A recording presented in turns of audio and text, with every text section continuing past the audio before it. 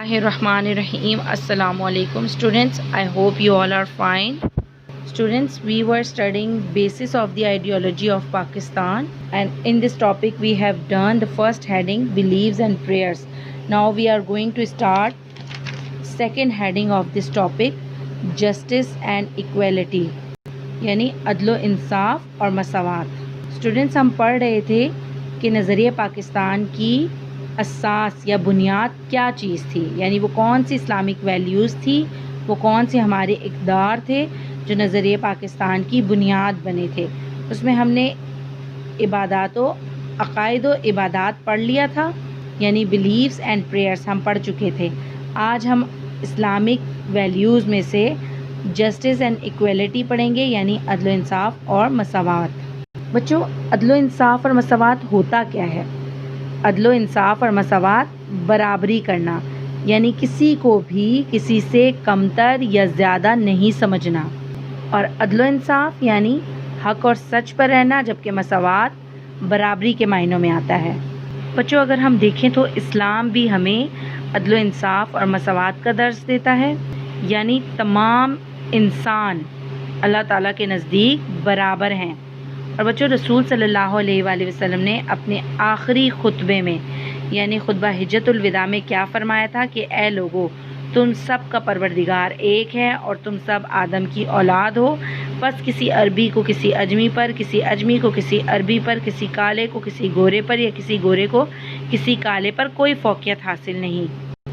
और ये सब तक़वा की बिना पर है, यानी जो मुत्तकी और परहेज़गार होगा अल्लाह ताला के नज़दीक वही सबसे अफजल होगा. इसके अलावा जो ज़ात पात, रंग व नस्ल, ज़बान व सकाफ़त की तमीज़ रवा रखे बग़ैर तमाम इंसानों को बराबर दर्जा दिए जाने का अज़म हमारे मुआशरे का है. यानी बरी सग़ीर के मुसलमान एक ऐसी रियासत चाहते थे, एक ऐसा मुआशरा चाहते थे जहाँ पर अमीर गरीब, ज़ात पात, रंग नस्ल और ज़बान व सकाफ़त की कोई तमीज़ ना हो, यानी वहाँ इनमें फ़र्क ना किया जाए, बल्कि तमाम लोगों को एक साथ लेके चला जाए और रियासत में सब अफराद के लिए मसावी कानून और यकसा अदालती निज़ाम कायम किया गया हो. और बच्चों, किसी भी मुआशरे में इंसाफ और मसावात कब कायम हो सकता है? उसकी बुनियादी शर्त ये है कि वहाँ आज़ाद अदलिया हो और कानून की हुक्मरानी हो. बच्चों, इस्लामी रियासत ने भी हमेशा इंसाफ की सरबुलंदी पर ही ज़ोर दिया. और बच्चों, पाकिस्तान चूँकि एक इस्लामी रियासत है, इसलिए वो अदल इंसाफ और मसावात ना सिर्फ ज़ोर देता है बल्कि इनको कायम करने के इंतज़ाम भी करता है. बच्चों, तीसरा पॉइंट क्या है? प्रमोशन ऑफ डेमोक्रेसी, यानी जमहूरियत का फ़रोग़. अब बच्चों, जमहूरियत क्या होती है और उसका फ़रोग़ किस तरह से मुमकिन है? तो इस बात का अंदाज़ा हम इसी पॉइंट से लगाते हैं कि इस्लामी रियासत और मुआशरे की बुनियाद मुशावरत है.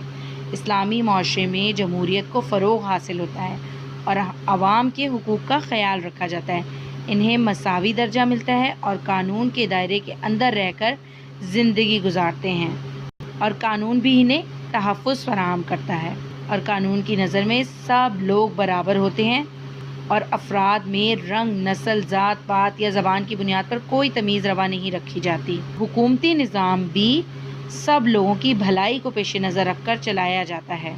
बच्चों, जमहूरी हुकूमत में अवाम को ये इख्तियार होता है कि वो आज़ादी के साथ कुछ इजहार कर सकें, कुछ अमल कर सकें, यानी उन्हें आज़ादी राय का हक हासिल होता है. तो बच्चों, कायदे-आज़म ने 14 फरवरी 1948 को सिब्बी के मकाम पर तकरीर करते हुए क़याम पाकिस्तान की गर्ज़-ओ गायत यूँ बयान की: Let us lay the foundation of our democracy on the basis of the truly Islamic principles. Our Almighty has taught us that our decision in the affairs of the state shall be guided by discussion and consultation. यानी बच्चों, कायदे आज़म भी यहाँ क्या फरमाते हैं कि हम अपना जमहूरी निज़ाम इस्लामी उसूलों के मुताबिक बना दें.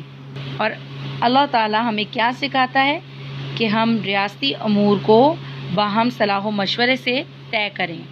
बच्चों, रियासती अमूर में सलाह व मशवरा यानी तमाम लोगों की रजामंदी के साथ ریاست کے امور کو سر انجام دیا جائے۔ تو بچوں آج ہم نے یہ 2 پوائنٹ ڈسکس کیے، اسے آپ نے اچھی طرح سے دوبارہ سے پڑھنا ہے اور سمجھنا ہے اور اسے یاد بھی کر لینا ہے۔ اس میں سے MCQs بھی آ سکتے ہیں آپ کے ایگزام میں اور شارٹ کوشچن بھی آ سکتے ہیں۔ اپنا بہت خیال رکھیے گا۔ اللہ حافظ۔